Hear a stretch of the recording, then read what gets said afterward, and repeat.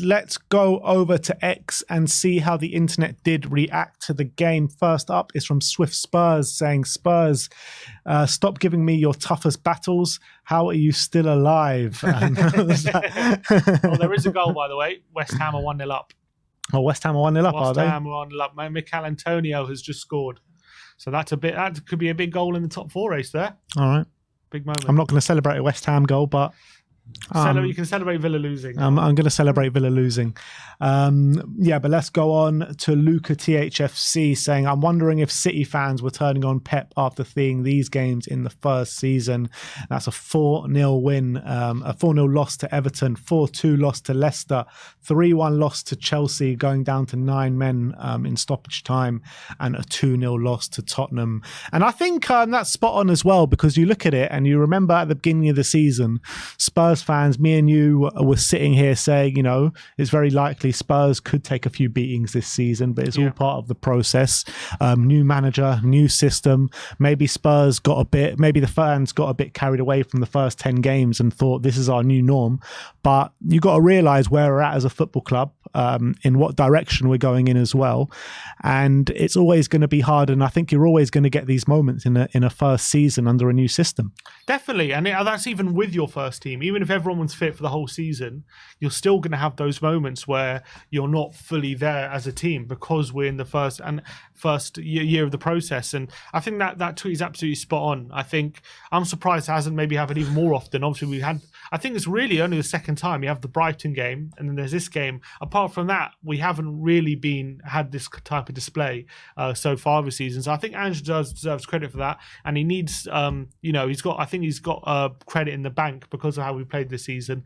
But it's very disappointing when that happens yesterday, seemingly out of the blue, isn't it? No one really expected us to be second best to that extent as we were yesterday. So that was obviously a bit of a shock and a real disappointment.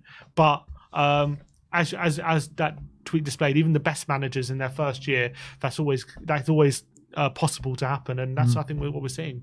And from the same kind of argument, Danny Kiriakou with the super chat says, "Big up, boys.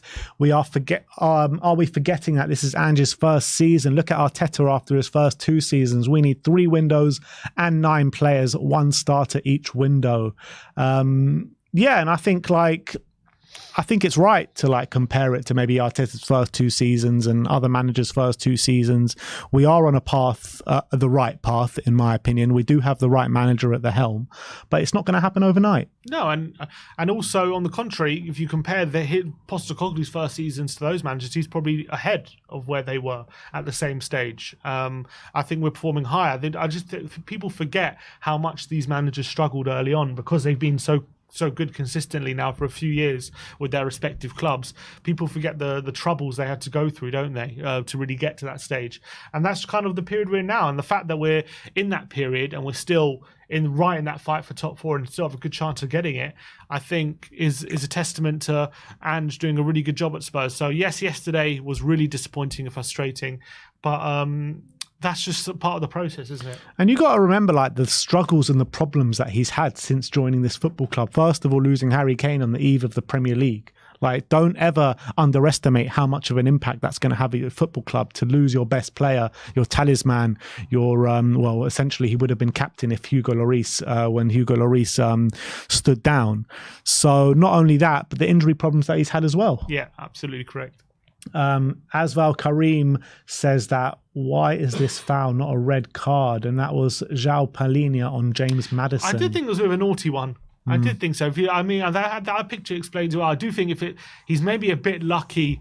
It was just a bit low. I think any higher, I think he has risked right on the ankle, though. You can see the ankle rolls, and it was not a good challenge. He got booked for it. I think any higher, maybe VAR look at that. But I think it was definitely a naughty challenge. I don't think it was a good one there from Paulini yesterday. I remember seeing that when we were watching it, thinking it's not a good one. On another day, Maddison could have been seriously injured. Yeah.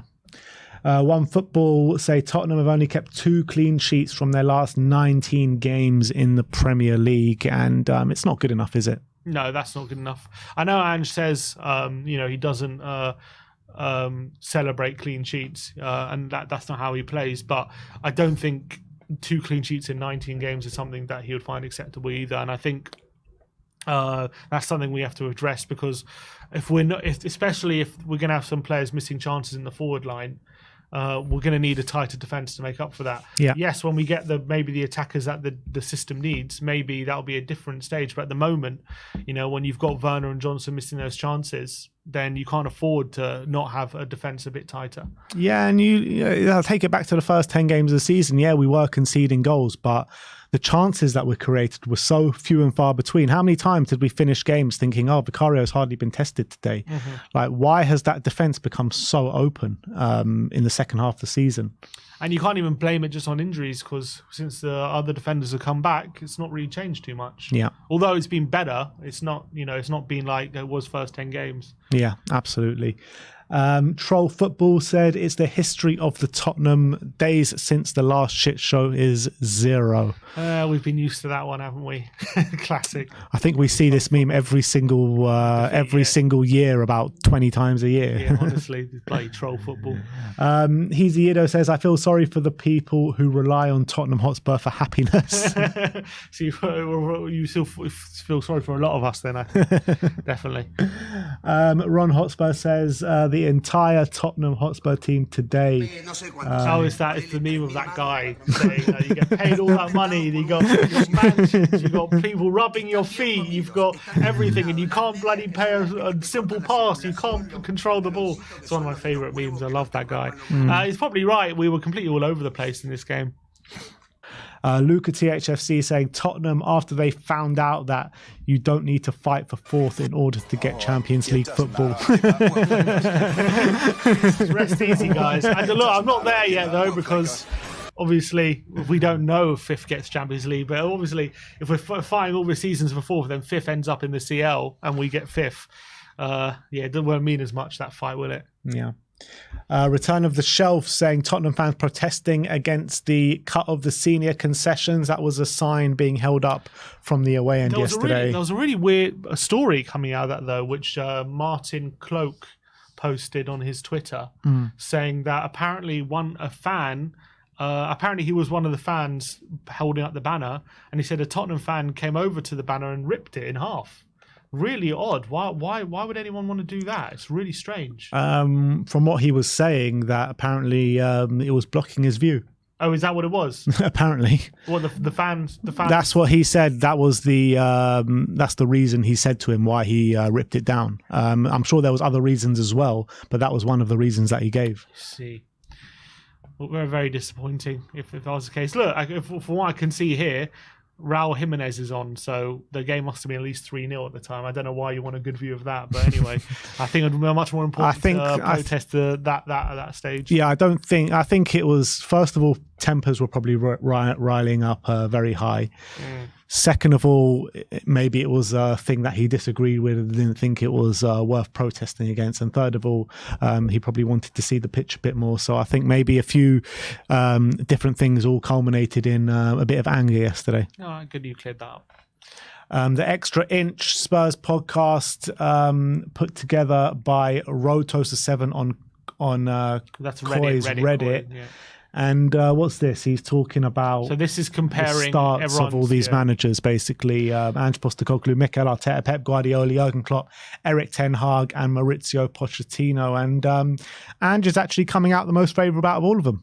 Yeah, exactly. He's doing the best at the moment, according to this. Well, not quite. I think Pep. I don't know if it's what order this is in, but.